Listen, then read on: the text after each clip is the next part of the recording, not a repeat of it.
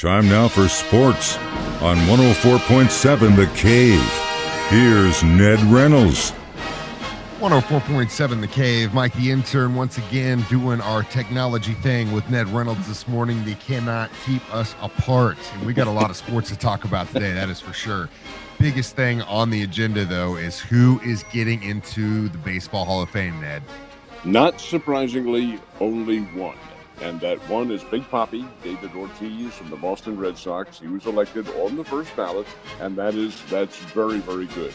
But what isn't very good is the likes of Roger Clemens and Barry Bonds and Curt Schilling, because this was their final year of eligibility on the first go-round. And it's really interesting the way this works. Those guys aren't necessarily shut out of the Hall of Fame, but they now go to what's called the Everyday Committee. There's several committees. One is the Golden Days Committee. The other is the Everyday Committee.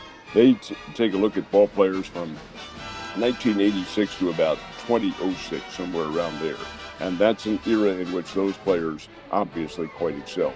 So they may still get it, not this year, but they may get in at a later date. The only one going in this year from the baseball writers is David Ortiz, Big Papi, Boston Red Sox, great career, 20 years in baseball, 14 with the Red Sox, a 10-time All-Star, a 3-time World Series champion, a 7-time Silver Slugger award. He holds the Red Sox single-season record for home runs at 54 in 2006, and a really popular figure in Boston. So he will be inducted, of course, with those from the Golden Age Committee, the Gil Hodges, Jim Cott, and Buck O'Neill, and people of that caliber. They will all be inducted as well. But David Ortiz from the baseball writers this year. That's a pretty cool thing, but what are your thoughts on, especially Barry and Roger not getting in? Do you think their past probably had something to do with that? Oh, it had everything to do with it. The fact that they were tainted by the performance enhancing drugs, the PEDs. But what bothers me about it is these guys contributed. They were big-time players. Come on, Bonds, a all-time home run hitting champion, 762. Roger Clemens, one of the great pitchers. Schilling was a great pitcher in his own right. Schilling is more a contentious go-round with the media. But the other two are performance-enhancing drugs. But Mike, when they took it, it was not illegal. So indeed, I think there's room for them to be in the Hall of Fame. I'm not as anti as the baseball writers are. Well, and I think, sports in general kind of has they can be very hypocritical, because they will not hesitate to use Roger and Barry in promos and to sell their brand because they're superstars. But when it comes to putting them into the Hall of Fame, that's a different story. It's kind of like what happened with Tyreek Hill. He got fined for taking, the pom-poms and doing the dance on the inside of the end zone. But you know what? The NFL's using that video in their promos. So they're going to fine him, but then they're going to use it for their own product, which I think is extremely hypocritical. Baseball does the same thing, but you know what? We're not the ones in charge. It's just our opinions. Speaking of opinions, the opinions getting a little bit easier on each other as far as the baseball owners and players and the contract talks. How'd day 2 go?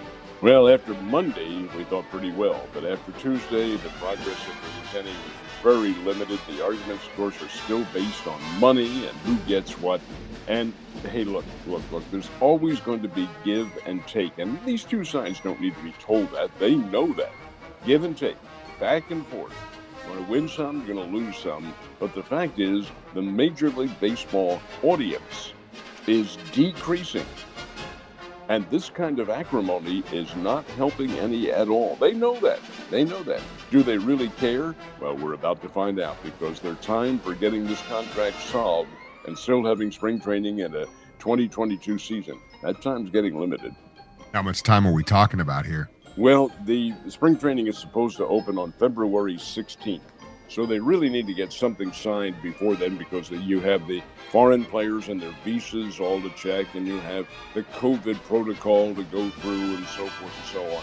So it really does need to get settled here within the next 2 or 3 weeks. Of course, after that, then you're going to see a delay. Now, as far as spring training is concerned, I'd had a conversation with John Rooney of the Cardinals about 2 or 3 weeks ago when he was down here. And he said, Reynolds, the first couple of weeks, of spring training. They don't really need that, but they do need about a little bit less than a month to get all set to go and have at least a productive major league season. That's what they're looking for. That's what they have to have. And I'm sure these two sides know that, but they've got to leave their egos at the door. Hopefully they can do that. My other question is, even though the owners have, locked up the stadiums and they can't get into the facilities, nothing is to say they can't do what we're doing right now and have Zoom conversations. You think some teams and managers, players and managers are getting on the internet together and talking shop right now while this thing's going on? No. If they're found out to have done that, there's a big fine forthcoming. They are prohibited by Major League Baseball from having any conversation along these lines.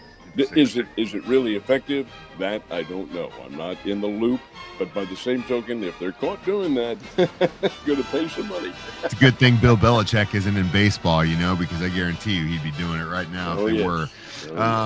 Speaking of football, some pretty big news for Saints fans yesterday. They're losing their longtime coach, Sean Payton, walking away from the game. Your thoughts on that, sir? Well, a little bit surprised, but then after hearing him talk, not surprised at all. He said he lost his focus. He's been with him for 15 years, 15 seasons, the Super Bowl in 2010 and the Super Bowl championship. Of course, they've also had their problems, too. They had Bounty Gate and all these sorts of things under the watch of Sean Payton. But you can understand this, the pressures of being a pro football coach and that level of competition, that can catch up with you, and it has. He says he needs some rest, needs some time off. Did not say that he would not coach again. Now, I suspect he will, because Sean Payton's still a relatively young man, late 50s. This will really brand us. Art Haynes and I, when we were doing the Bears football games, he was quarterback for Eastern Illinois in two seasons that Eastern Illinois was in the Bears conference back in the mid-1980s. Gosh, you think that makes us feel young? I'm sure Art loves you talking about that right now. Yeah, I know he does. Sorry, Art.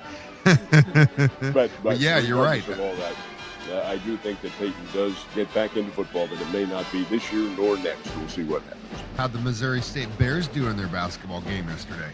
Well, from the sublime to the ridiculous for the Bears. Sublime being their win over Loyola on Saturday. Ridiculous. How they can lose to Indiana State, I'll never tell you. But they did.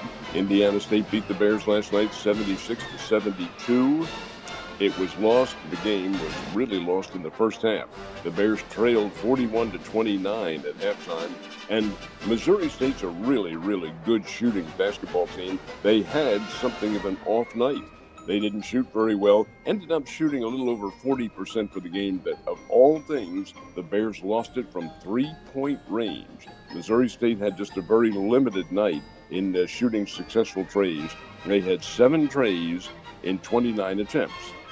Indiana State had 14 successful trays in 27 attempts. And their overall shooting a little bit better. The Bears made a gallant run.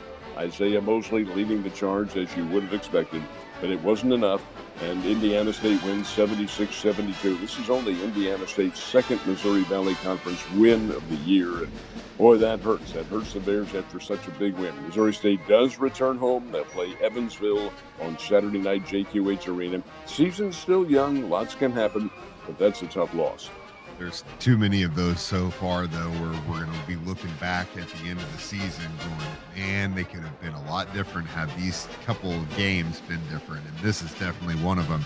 Had high hopes on that one. I did not really have a lot of hopes that the Missouri Tigers were going to handle business against Auburn. Was that the case last night? Almost did. Here is Auburn historic, because it's the first time in Auburn history.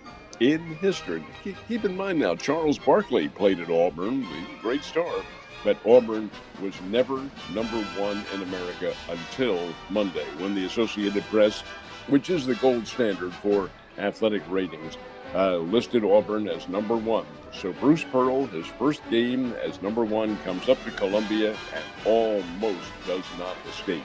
Missouri, which is having an up and down year, battled Auburn all the way, played very good defense, but in the end, Auburn won it 55-54 over Mizzou, and it was a really good effort by Council Martinstein. He can't hang his head over this. He gave number 1 a big battle, and who knows what might happen later on in about a month and a half when the Southeastern Conference postseason tournament gets underway and the selections come out. I don't think Missouri's going to be there, but where will Auburn be?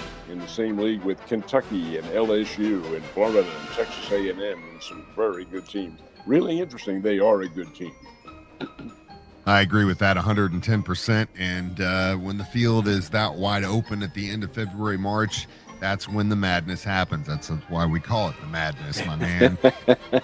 So, Ned, let me ask you a question. If you and I were drinking together and we're watching a football game and I looked at you and I said, Ned, I'll give you $1,000 to run out on that field. You're probably going to get arrested. You're probably going to go to jail. You're probably not going to be able to come back into the stadium again. Would you do it? Hell no. $1,000? That's so how much money would it take for me to get Ned Reynolds to go streak on that field? Well, there wouldn't be enough evidence to make it worthwhile. Attempted humor there. Well, that's a little bit different than what happened in Kansas City on Sunday. Video surfaced of a kid on TikTok, basically that fan that ran out on the field, and then Diggs tackled. Right before that happened, there's a video of him in the stands. His buddy goes, I'll give you $1,000 to go out onto that field. And he says, what, spend the night in the drunk tank, $1,000? And then the next thing you know, he runs out onto the field and gets clobbered. Yeah, he did. He got Stephon Diggs did not take to that at all, and he leveled this guy. However, Mike, about 35 years ago, they were the Baltimore Colts back then. They were playing a game, and the guy ran on the field, and Mike Curtis of the Baltimore Colts, one of the fiercest linebackers in the NFL. He broke out of the huddle, and I mean, he hit this guy so doggone hard. The guy got up and wobbled away. Of course, he was also drunk. But by the same token, you don't want to fool around. That's lunacy to be doing something like that, for heaven's sake. And what's it going to gain you? Well, in this case, he's a 20-year-old guy from Grandview, up in the Kansas City area. And his objective was to steal the ball. He's a big Travis Kelce fan. Anyway, what's going to face him is a court date in late February.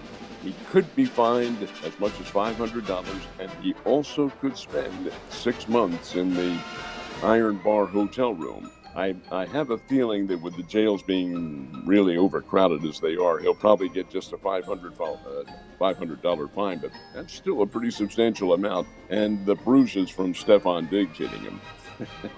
Is the league going to go after Diggs for tackling him? Oh, no. The audience is not allowed on the field. Plain and simple, the rule is there. It's in your ticket. When you take a look at it, many of the tickets do not do that. And so you're fair game if a player goes after you. That's fine.